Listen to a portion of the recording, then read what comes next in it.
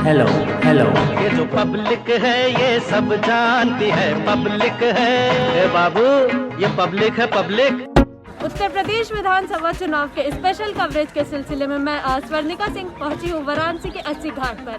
काशी की पब्लिक आखिर इस बार चुनाव में क्या फैसला लेने वाली है और उनके क्या मुद्दे होंगे, जनता कितनी समझदार है, जानते हैं काशी के लोगों से। पब्लिक है ये सब जानती है, पब्लिक है। अब काशी के वोटर है तो काशी के वोटर की पब्लिक किसको चुनेगी और किस मुद्दे पर चुनेगी? देखिए, विकास के मुद्दे पे चुनेगी। आज जो है पब्लिक ज़्यादा पढ़ी लिखी है, ज़्यादा समझदार है और वो हर चीज़ समझती है। पहले ऐसा नहीं था। तो वो विकास जो है वो मोदी जी कर रहे हैं और ये सब लोग जान रहे हैं। इसे बताने की भी ज़रूरत नहीं है कि विकास कौन कर रहा है, क्योंकि इतना ज़्यादा विकास हो रहा है कि पब्लिक के दरवाजे तक विकास पहुंच रहा है। इसलिए हर पब्लिक को ये मालूम है और जो है वोट वो मोदी को ही जाएगा। मोदी और योगी। हाँ, योगी। आपको क्या लग रहा है कौन जीतेगा, मुख्यमंत्री कौन बनेगा? योगी जी हमारे जो है सबसे बेस्ट लीडर है हमारे प्रदेश के लिए। उससे अच्छा लीडर कोई हो ही नहीं सकता हमारे प्रदेश के लिए। जो जो काम उसने कर दिया 5 साल के अंदर, लोग 50 साल में नहीं कर सके। ऐसा लीडर है योगी जी हमारे। योगी जी के नेतृत्व में हम लोग सरकार फिर से बनाएंगे। अरे योगी हमारे प्रिय नेता हैं, इससे बढ़ के क्या चाहिए हमको। चर्चा जब चुनाव की हो तो सबसे अच्छी जगह होती है जहां लोग आपको चाय नाश्ता करते नजर आए और चाय पर चर्चा होती रहे। उत्तर प्रदेश की पब्लिक ने क्या फैसला किया है कि किन मुद्दों पर अपने नेता चुनेंगी, तो चलिए देखते हैं। सर, आप काशी के वोटर हैं तो काशी के वोटर इस बार किसको चुनेंगे? देखिए, काशी के वोटर, खास करके काशी की बात किया जाए तो ये तो 100% गारंटी है कि बीजेपी को ही करेंगे। कमल के फूल को ही वोट देंगे, योगी जी से ही जाएंगे। बाकी और इलाकों में अब देखना पड़ेगा तो इलाकों के हिसाब से क्या सिचुएशन बनता है। लेकिन ये जरूर है कि मेरी अपनी इच्छा है और हम भी कहना भी चाहेंगे, सब लोगों से अपील करेंगे कि सरकार को एक मौका और दें।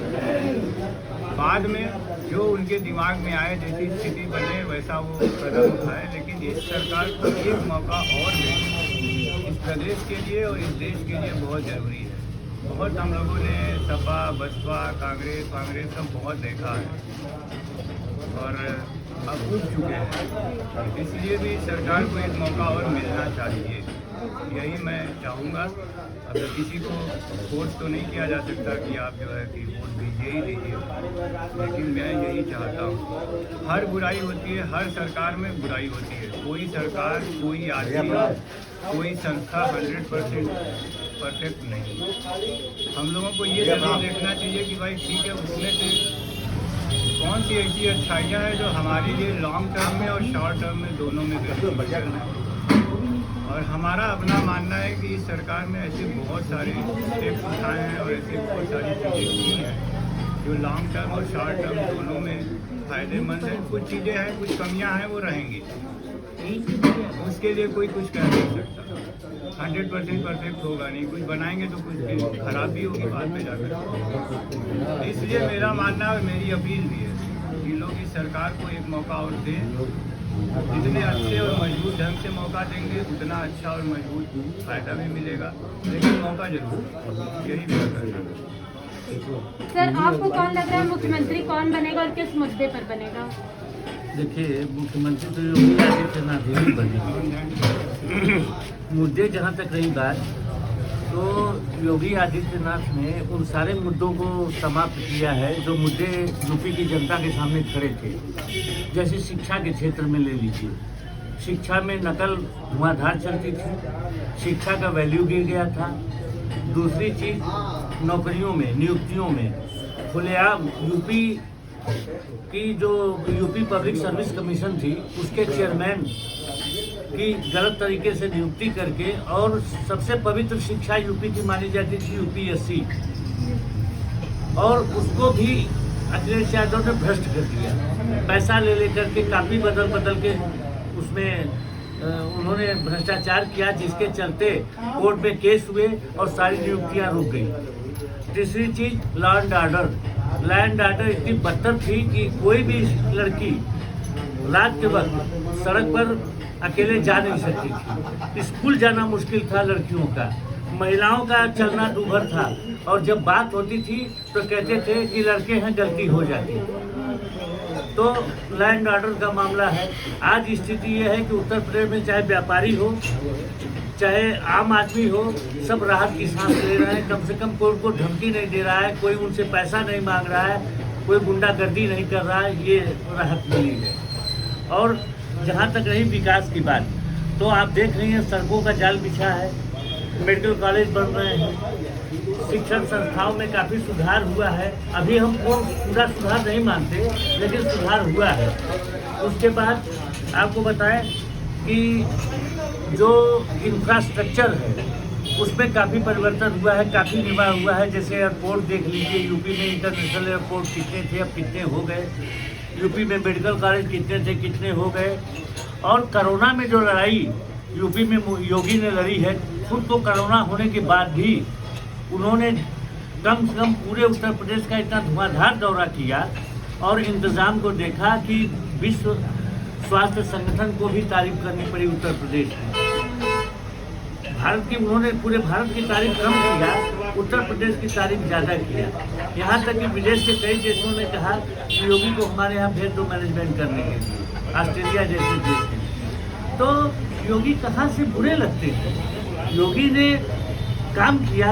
आप बताइए, मुफ्त में अनाज, कोई खाने पीना नहीं मरा, मुफ्त में इंजेक्शन लग रहा है, सबके जेबों में पैसे जा रहे हैं। जो श्रमिक हैं, जो रजिस्टर्ड श्रमिक हैं, सबके खाते में पैसे जा रहे हैं, महिलाओं के खाते में पैसे जा रहे हैं, किसानों के खाते में पैसे जा रहे हैं। अब क्या उम्मीद करती है आप सरकार सारा काम बंद करके सबके घर में 10-10 लाख रुपया दे दे? ये नहीं उम्मीद की जाती। तो विकास के साथ साथ सबके आर्थिक स्थिति को देखना, सबके भोजन की व्यवस्था करना, दवा की व्यवस्था करना, स्कूल कॉलेज की व्यवस्था करना, सारी व्यवस्था तो बेचारे कर रहे हैं। तो योगी नहीं चाहिए तो कौन चाहिए? वो चाहिए जो बिना रुपए पैसे के एक अपॉइंटमेंट नहीं करता था। सपा राज्य में ये था, रेट खुला हुआ था, 5 लाख, 10 लाख, 15 लाख, जैसा पोस्ट वैसा धन। तो ये सब चीज़ें तो देखिए, आज यूपी जहाँ 14वें 15वें नंबर पर देश में था, आज 4थे नंबर पर है, किसी चीज़ में दूसरे नंबर पर है। जैसे खाद्यान्नों के उत्पादन में यूपी नंबर 1 पर है देश में, कभी था? तो क्यों है? इसलिए है कि मैनेजमेंट, और उन लोगों के समय में नहीं था इसलिए कि मिस मैनेजमेंट था। और जहाँ तक चुनाव की बात मैं बताऊँ आपसे, आप जानती हैं कि यूपी बिहार में जातिवाद भी चलता है, सब चीज़ों के बावजूद भी। उस मामले में भी योगी 20 पड़ेंगे। आप समझिए कि ये जो लोग खुद हैं, जिनको मीडिया लड़ा रही है, अखिलेश यादव को मीडिया लड़ा रही है, वो खुद नहीं लड़ रहा है। मैं आपको बताऊं, इसलिए कि मीडिया को भी चाहिए मसाला कि टक्कर दे, कोई टक्कर में खड़ा करना है। तो अखिलेश यादव खड़ा किया गया है, मायावती को अंडर एस्टिमेट किया गया है, जबकि मायावती के पास जितना सॉलिड वोट बैंक है उतना सॉलिड कम लोगों के पास है, उसको अंडर एस्टिमेट करके किनारे कर दिया गया है। कांग्रेस तो खैर अपने दुर्गति को प्राप्त ही है। जहाँ तक अखिलेश जी का सवाल है, उनको जो खड़ा किया गया है, मैं पूछना चाहता हूँ उन लोगों से जिन लोगों ने खड़ा किया है कि उनका वोट बैंक है कौन सा?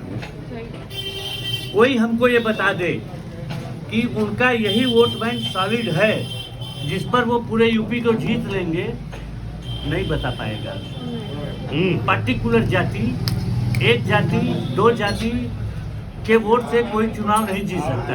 यूपी बहुआयामी है और बहुत सारी जातियां हैं यहाँ पर, सबको मिला करके तब जाके चुनाव जीतते हैं लोग। उस मामले में भी अखिलेश जी फेल है। मैं आपको बताऊँ, ये हवाई जो आप देख रही हैं, ये सब पैसे का खर्च है और ये सब हवाई चल रहा है, लेकिन रिजल्ट आप देखिएगा पिछली बार की तरह ही रिजल्ट आने जा रहा है।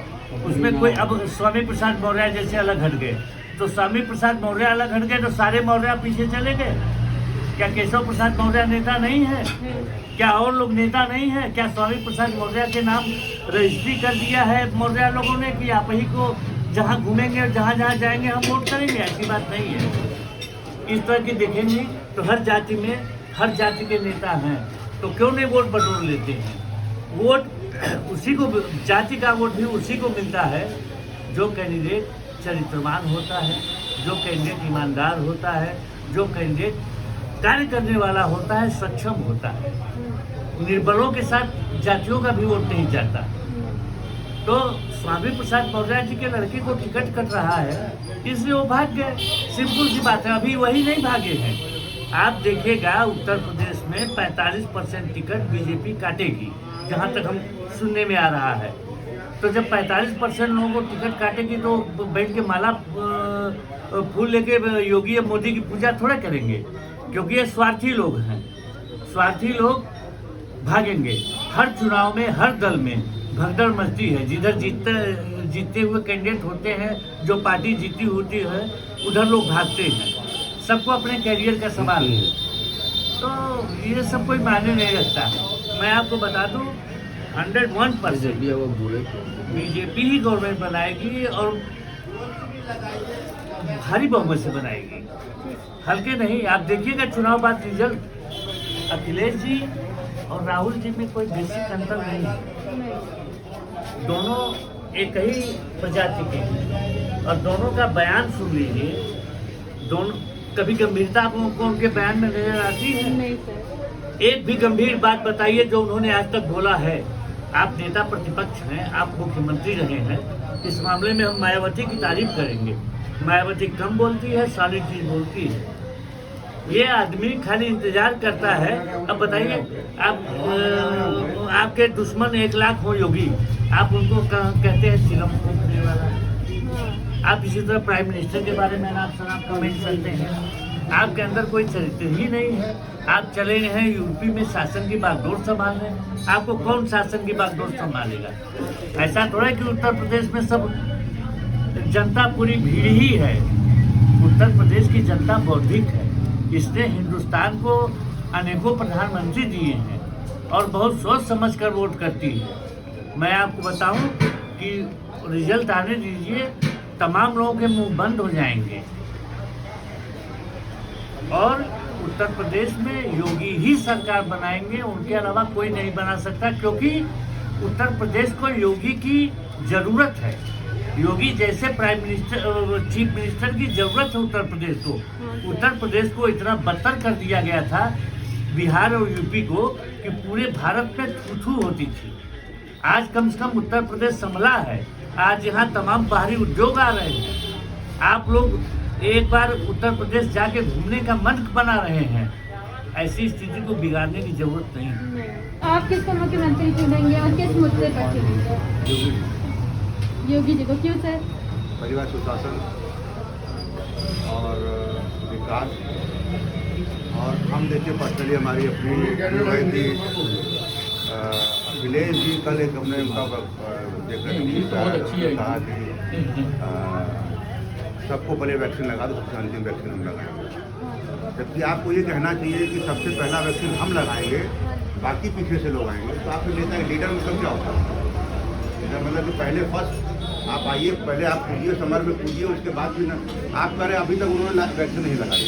तो हमको ये प्रश्न ये उठता है कि आखिर वो चुनाव कैसे लड़ेंगे? चुनाव में होगा भाई, अब जब वैक्सीनेटेड आदमी वोटर कर सकता है, वो कैसे खड़े कैसे होंगे चुनाव में? और उनका कहना है कि जो अंतिम वैक्सीन है, अंतिम वैक्सीन का मतलब तो मुझे कुछ समझ नहीं आया।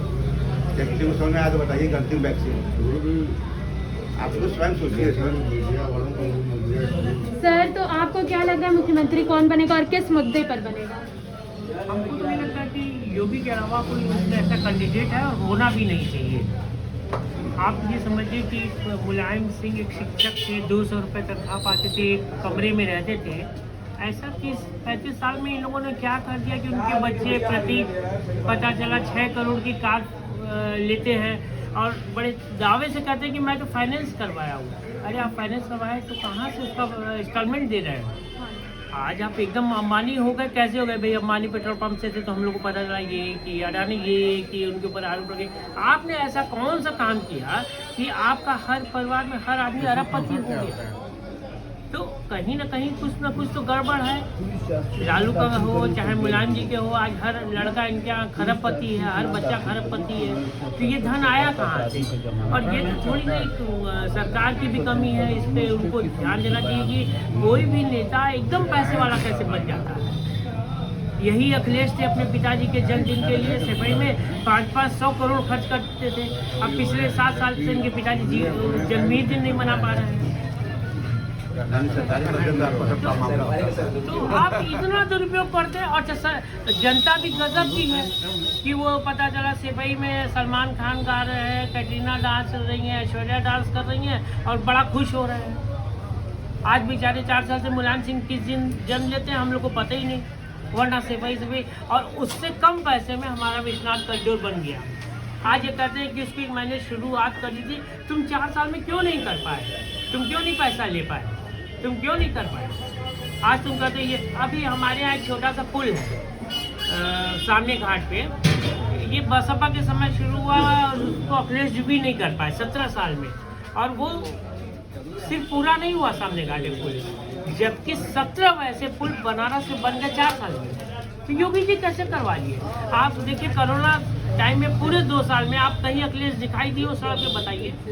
और योगी जी तो रात रात में हम लोग के बनारस में कम से कम हफ्ते में 3 दिन रात में नजर आते थे, और जबकि उनको खुद कोरोना हुआ। तो अखिलेश कहीं नहीं आते थे। ये देखिए हमको अमर सिंह की बात याद आती है कि ये भी पप्पू ही हैं दूसरे। ये न पढ़ने में थे, न इनकी कोई सर्टिफिकेट है, न इनके पास कोई शैक्षिक योग्यता है। ऑस्ट्रेलिया में किस विद्यालय में कब ये पढ़े पता ही नहीं चला। वो अमर सिंह कहते हैं कि मैं ही जाता था, मैं ही करवाता था सब। अब वो चीज़ें समझ में आती हैं। आप अपने परिवार को भी नहीं मैनेज कर पाते हैं, किसी को नहीं संभाल पाते हैं, तो क्या आप कर पाएंगे?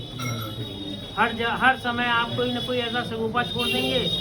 आप स्वयं कहते हैं मैं टोटी चोर हूँ, ये लीजिए कितनी टोटी मैंने चुराई, आप मुझसे ले लीजिए। उनका भी तो कुछ हो गया था।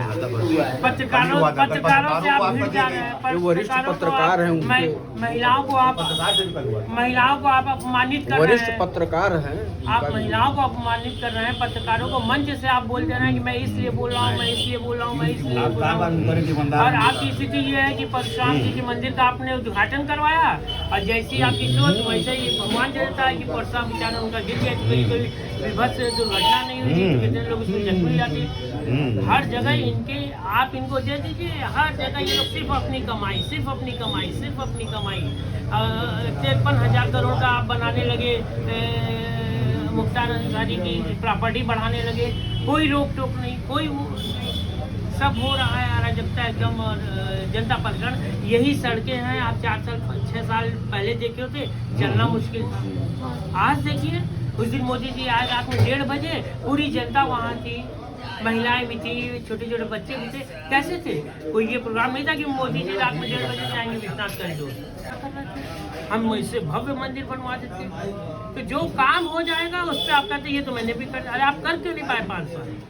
ऐसा क्या दिक्कत आपको थी कि आप सफाई पे 500 करोड़ रुपए हर साल खर्च करते थे और आप विश्वनाथ कॉरिडोर नहीं बनवा पाए? आप किसी मंदिर को सुधार नहीं पाए? आप मंदिर जाने से डरते थे। आप खाली जो है पहन के पगड़ी और कौन पार्टी जो मुसलमानों की होती है उसी में जाया करते थे।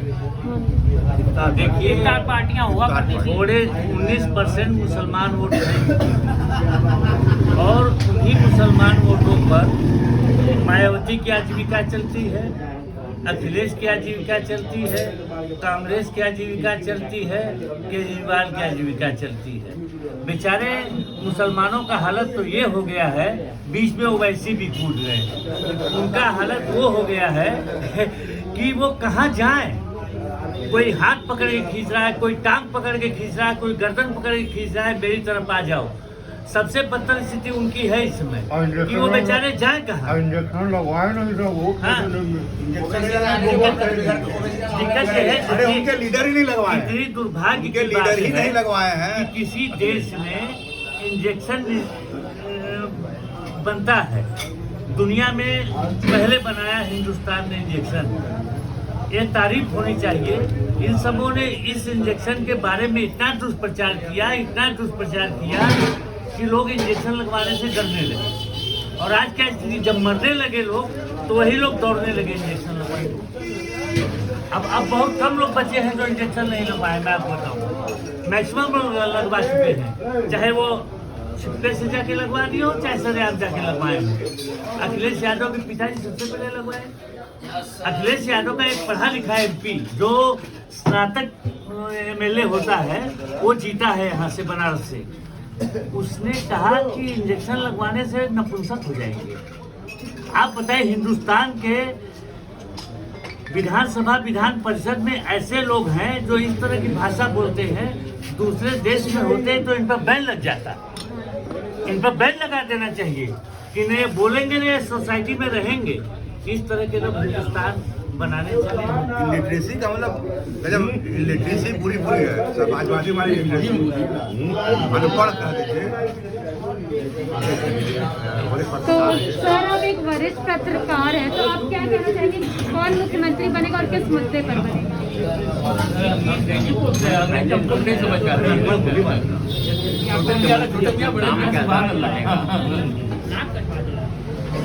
जातीय समीकरण, जातीय ध्रुवीकरण, इसका ज़माना बीत गया।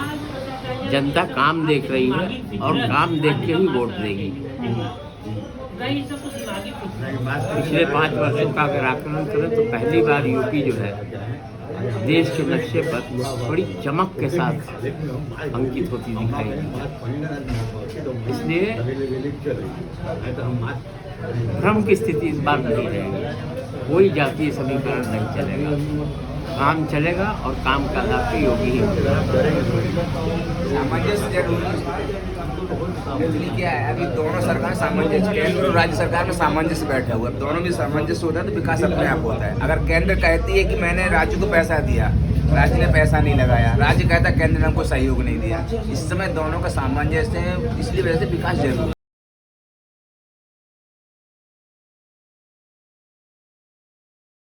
तो यहाँ पे आप देखिए योगी जी के कितने क्रेज है। काशी से कैमरा पर्सन प्रीतेश के साथ स्वर्णिका सिंह, स्काई न्यूज।